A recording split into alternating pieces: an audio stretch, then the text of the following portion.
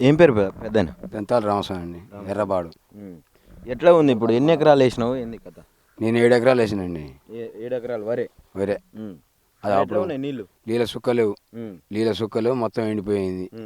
ఇక్కడ అయినది అక్కడ కూడా ఎండిపోయింది. ఒక్క కారణం 7 ఎకరాలు ఏం లేదు. ఆడింత మక్తా ఉన్నది. మక్తాలు చేసినా కూడా గట్టం తప్పుతలేదు. మొత్తం ఎక్కడిదక్కడ ఎండిపోయినాయి. మరి ఎట్లా పరిస్థితి ఇప్పుడు? ఇది మరీ దారుణంగా ఇప్పుడు చూడొచ్చు, కింద మొత్తం నెర్రెలు వారిపోయినాయి ఏడికేడికి నేలలన్నీ, అంటే నీళ్లు లేక. మరి అంటే చాలా రోజుల వరకు నీళ్ళు, భూగర్భ జలాలు కూడా మొత్తం అడుగంటి పోతేనే ఇట్లా నెర్రెలు వారుతాయి నేలలు. గత 10 సంవత్సరాలకు వెనకట, అంటే తెలంగాణ రాకముందుకు చూసిన ఇటువంటి నేలలు మనం. కానీ మళ్ళీ ఒకసారి ఇప్పుడు మళ్ళీ కాంగ్రెస్ వచ్చిన తర్వాత చూడాల్సి వస్తుంది. ఏం చెప్తారే? తెలంగాణ వచ్చినాక, కేసీఆర్ వచ్చినాక 9 సంవత్సరాలు 8-9 సంవత్సరాలు ఏ నీళ్ళు లేకుండా, ఏ డోక లేకుండా మంచిగా బారినాయి. చిలకలు పొలాలు కట్టుకున్నాం, మంచిగా మల్లు కట్టినాం, మంచిగా స్వతంత్రంగా బారించుకున్నాం. ఇప్పుడు ఏమైనా గవర్నమెంట్, కాంగ్రెస్ గవర్నమెంట్ వచ్చింది, దరిద్రానికి వచ్చింది, నాశనం అయిపోయింది. రైతు భరోసా లేదు, ఏది లేదు, ఇంతవరకు పిండి ఇచ్చిన దిక్కు లేదు. ఇది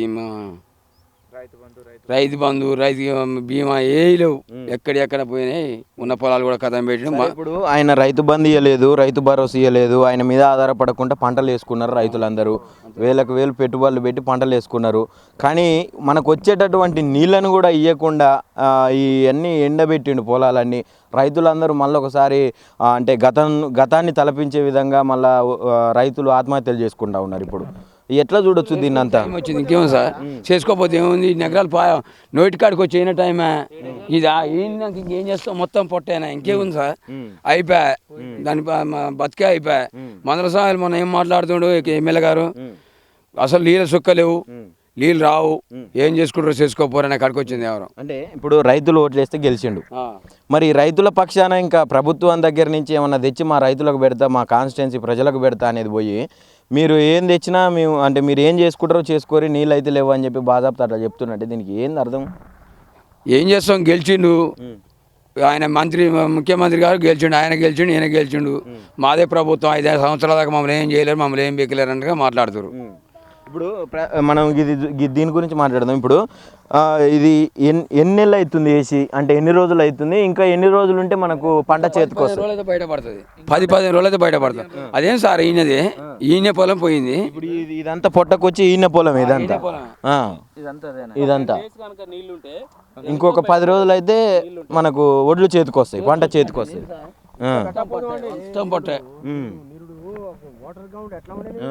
మొత్తం పొట్టకు వచ్చిన పొలాలు మొత్తం నాశనం అయిపోయింది. ఇప్పటికి 3వ రౌండ్ వేసిన మందు, లాస్ట్ రౌండ్ ఇది. లాస్ట్ రౌండ్కు నీళ్ళు లేవు, పాలు లేవు, ఎక్కడిదక్కడ ఎండిపోయినాయి. ఆ గొర్రెల మేపుకుంటూ వస్తారు. ఇక మొత్తం బావులే చూసిరుగా, బావులు చూసిరు. బోర్లకు అక్కడ వేసిన బోర్లు కూడా పోయినాయి. అయినా బోర్ల పరిస్థితి ఎట్టుంది? పడుతున్నాయి బోర్లు? నీళ్ళ సుక్కలేవు. అంటే ఇప్పుడు గ్రౌండ్ వాటర్ కూడా మొత్తం అడుగంటిపోయింది. అస్సలు నీళ్ళ సుక్కలేవు. 40-50 ఫీట్ల కింద, 75 ఫీట్ల కింద నీళ్ళు వచ్చేది, కానీ నీళ్ళు సుక్కలేవు. 75 ఫీట్ దిగినా కూడా ఏం లేవు. తర్వాత బండ మా కాడ, మా ఏరియా. అయితే ఇప్పుడు 10 సంవత్సరాలలో ఎప్పుడన్నా బోర్లు వేసిరా ఇక్కడ ఉన్నటువంటి రైతులందరూ కూడా? అంటే బీఆర్ఎస్ ఉన్నప్పుడు, అంటే బీఆర్ఎస్ ఉన్నప్పుడు వేయలేదు, కాంగ్రెస్ గవర్నమెంట్లో వేసిన. నేను 7 బోర్లు వేసిన అప్పుడు. మళ్ళీ అది వేసిన కానీ ఆ బోర్లు పని చేయలేదు, బావులే నడుతున్నాయి. ఇప్పుడు బావులలో పుష్కలం నీరు. ఏమైనా మోటార్ పెట్టేది ఇంటికాడ పండుకుంటే 7-8 ఎకరాలు బారిచ్చినా కూడా, అది తెల్లరగట్ల వచ్చినా కూడా ఏం గింత తగ్గపోయేది బావులు. అట్లా అది పరిస్థితి. ఇప్పుడు మళ్ళీ బోర్లు వేస్తున్నారు. ఇప్పుడు బోర్లు వేస్తున్నాం, బోర్లు వేసినా కూడా పడతలేవు. మరి ఎట్లా? ఇప్పుడు ఎంత పెట్టుబడి పెట్టిర్రు ఏంది? ఒక ఎకరానికి ఇప్పుడు 7 ఎకరాలు అంటున్నావు, ఎకరానికి ఎంత లేదన్నా ఒక 30-40 వేలు. దుంతానికి 8,000 సార్, దుంతానికి 8,000, నాటుకోళ్ళకు 5,000 కూళ్ళు, పారోళ్ళకు 2,500, కలుపోళ్ళకు 3,000. అట్లా ఇతర పొడ్లు అని తీసుకుపోయి అక్కడ తెస్తే వాటికి 3,000. ఇవన్నీ అంటే ఒక ఎకరానికి చెప్పేది. మొత్తం 30-40 వేలకు వచ్చింది ఒక్కొక్క ఎకరానికి ఖర్చు.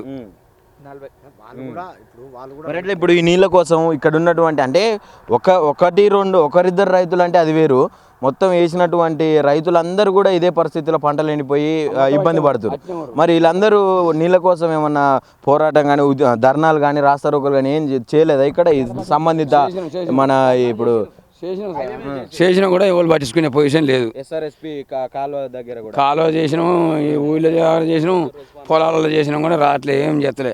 మన జగదీష్ రెడ్డి కూడా వచ్చాక మంత్రి గారు అవును. ఆయన చేసినా కూడా ఇంతవరకు ఏం లేదు. ఆయన వచ్చి ధర్నా చేసిపోయా. మాజీ ఎమ్మెల్యే మాజీ మంత్రి ఆయన వచ్చినా కూడా ఇంతవరకు ఏం లేదు సార్. కనీసం స్థానిక ఎమ్మెల్యే అన్న స్పందించాలి. ఇప్పుడు ఒక మాజీ మంత్రి వచ్చి దీన్ని అంతటి చూసి ఆయన కంటతడి పెట్టుకొని ఏడ్చిన పరిస్థితి ఉండే. మరి ఇప్పుడు స్థానికంగా ఉన్నటువంటి ఇప్పుడు ప్రెసెంట్ ఎమ్మెల్యే కూడా పట్టించుకోకుంటే ఎట్లా పరిస్థితి? ఎమ్మెల్యే పట్టించుకుంటే లేదు, ఊళ్ళో పట్టించుకుంటే లేదు. ఊళ్ళో కాంగ్రెస్ ప్రభుత్వం అసలు పట్టించుకునే పొజిషన్ లేదు. మరి ఏంది రైతుల పరిస్థితి ఏంది? రైతులు ఇదే ఊరి పెట్టుకొని చచ్చే రోజు వచ్చింది. ఏం లేదు, ఏమైనా మందు పోసుకొని చచ్చడం ఇంకేం. కాంగ్రెస్ ప్రభుత్వం మళ్ళీ వచ్చింది. అంటే వెనకటి రోజులు తెస్తా, ఆనాటి రోజులు తెస్తా అన్నాడు, ఇందిరమ్మ రాజ్యం అన్నాడు, రైతు రాజ్యం అన్నాడు. మరి ఇవన్నీ ఎక్కడ పోయినట్టు? అదే తెచ్చిండు రైతులకు పెట్టిండు. ఇదేనా రైతు రాజ్యం? ఇదే రైతు రాజ్యం. ఏది రైతులు ఎండబెట్టే రాజ్యం, పొలాలు ఎండిపోతాడు. అంతా పొలాలు చూసుకుంటూ ఇంటికాడ జావరు లంజవరకు చేసిండు. ఆయన పోయిండు, కుర్చీ ఎక్కిండు. ఏం మాట్లాడుతాను కేసీఆర్ మాట్లాడినా కూడా ఏం మాట్లాడినా నీళ్ళ గురించి లేదు, ఏమి లేదు. ఏమైనా ఆయన పొలిపోతు కూతురు కూసుకుంటే, కేసీఆర్ని కూసుకునే, వాళ్ళ కొడుకును వాళ్ళ అల్లుని కూసుకునే తిరుగుతాడు. కానీ ఏమన్నా ఏం లేదు. అట్లా ఉంది పరిస్థితి. నీ పేరు ఏం పేరే పెద్దయినా? నా పేరు మల్లేష్ అండి. మల్లేష్.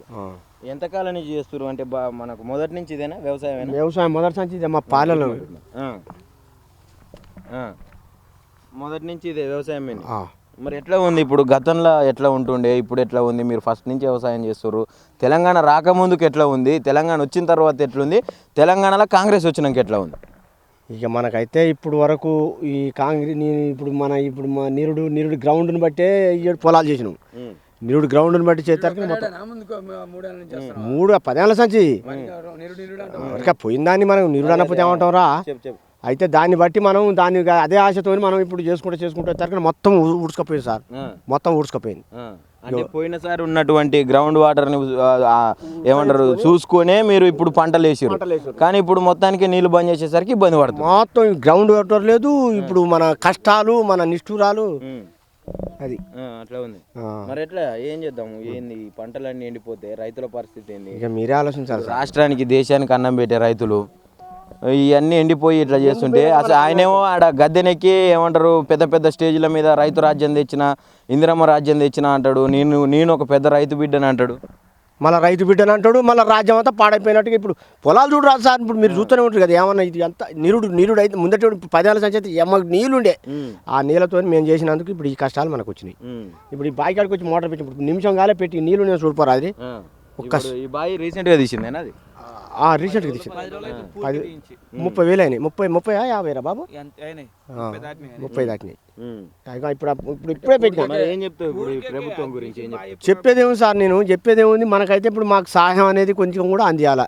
ప్రభుత్వం మాకు నష్టపరిహారం అందియాలి. ఎండిపోయినందుకు, కష్టపడ్డందుకు మా ఫలితాలు మమ్మల్ని కొద్దిగా చూడాలి అంతే.